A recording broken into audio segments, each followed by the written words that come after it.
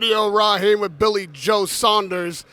First, mate, I have to commend the robe in the lobby. You couldn't look more comfortable in this moment. I just like to let them dangle. You're Comfortable. See, what happens is if I let them rest on the chair, they're resting. When they're dangling, they're working. Now, everybody might not know what's dangling. Use your imagination. What's big and round? There's White and round. big, white, and round. My balls. Well, they're going to have to be very big on Saturday night. You've seen that before when I come to Canada, remember? I do. I took a train to Canada from New York in the dead of winter to see you fight there, and it was worth every minute of it. How do you compare that fight to this one? It was the underdog there. You were. What did I tell you beforehand? Well, I won't. It won't be a direct quote, but they're wrong about that. And they're wrong about this one as well. What's made them wrong about this, and what have people underestimated about you that makes you such an underdog? I don't think they're underestimating the ability of myself. I think they're just overestimating the Canelo Alvarez train, and you know, people can get carried away with that. Yes, he's a great champion. Yes, he's beat some great company, but he was lucky on 3 scorecards, 2 Golovkin fights and Lara.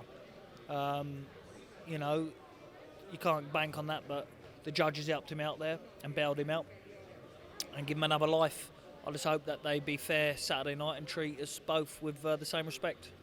Even though he didn't lose either one of those fights, or neither one of those guys got the win, did you learn anything about Canelo that you might use on Saturday night from watching those fights? You learn a lot from a man from a hard war when he's got to go into the trench and dig with someone who's got just as big a heart as him. And I learned and took a lot from that fight. Won't give too much away, but there's plenty more in my locker room to come that no one's seen. Now, you've talked about, or at least Tyson Fury has, to great extent, how you feel the promotion hasn't been balanced. And Eddie Hearn is your promoter as well as Canelo's. Is that a sense of soreness between the two of you? He's his own promoter. Eddie Hearn follows him because obviously he brings in big numbers and brings in big crowds. But on Saturday night, God's with me. And when God's with you, no one can be against you. What is your relationship with Eddie Hearn? Professional, personal? I'm not worried about my relationship with Eddie Hearn. My relationship with God's very good and great. So, you know, me and Eddie is business. We're never going to be best friends. The same with most promoters and other people. But, you know, it's just strictly business.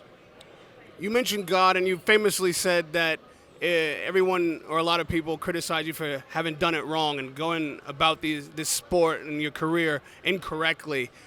But if this is incorrect, 30-0, you'll keep going that route. How much does God play a role in your decision-making professionally and, again, personally? Well, he plays a very, very big part because, you know, without God it wouldn't be possible. Even when I went to Canada, I flipped a coin and I said, listen, God, this one's left to you. If it's heads, we're going to Canada. If it's tails, we're not. And I flipped the coin. And it was heads, so I trusted it. And I went and I trust it again. I'm here for a reason. And like I say, I'm going to show that reason Saturday night, all in God's name, and all glory to God for it. You've had an opportunity to fight Canelo before under different circumstances. You felt that it wasn't a good time. And you're a man who clearly is about principle and will stand on your decisions.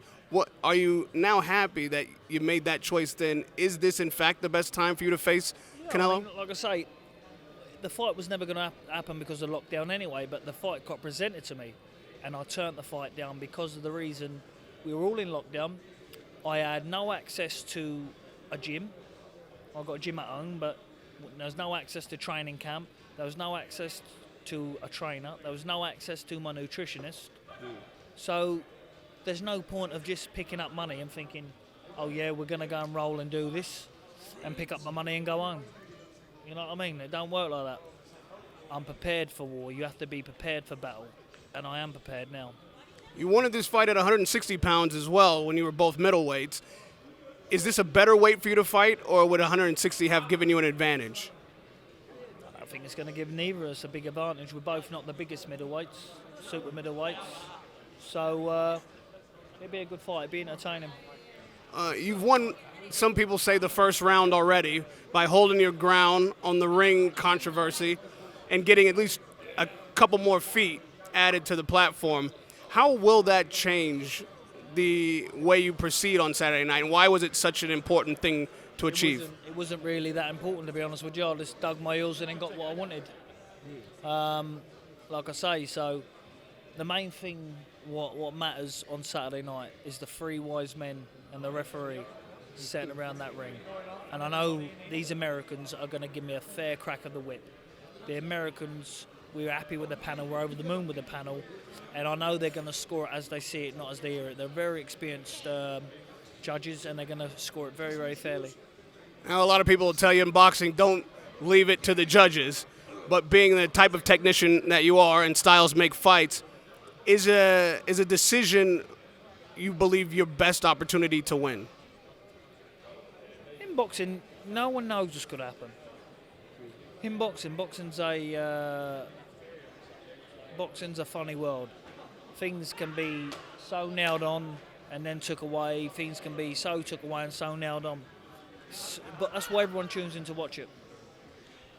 If Canelo were to be surprised by something Saturday night, and I'm not asking you to give away a game plan, but he seems somewhat dismissive. He said that this is not a tough fight for him, but it might be the most difficult based on your ability to win rounds, but not being a tough fighter. What will be surprising to him Saturday night that maybe he's not anticipating? It's when I stand toe-to-toe with him and let my hands go.